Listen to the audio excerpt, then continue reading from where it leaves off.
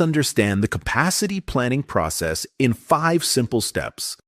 While the details of capacity planning can vary across businesses, the core steps remain largely the same.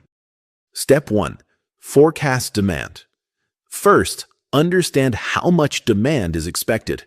This might mean looking at past sales, market trends, or customer behavior.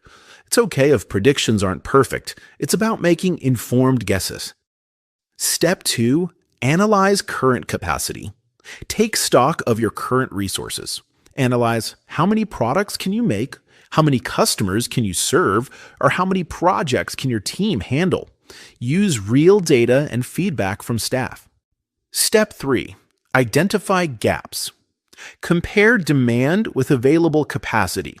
Are you falling short, or do you have more resources than needed? This is where the adjustment begins. Step 4. Develop a plan. Now it's time to act. This may include hiring more staff, buying new machines, adjusting work shifts, or outsourcing work temporarily. Step 5. Monitor and adjust. We don't perform capacity planning only once. It's a continuous process. Markets change, people leave, machines break, so you must keep reviewing your plan regularly. In the end,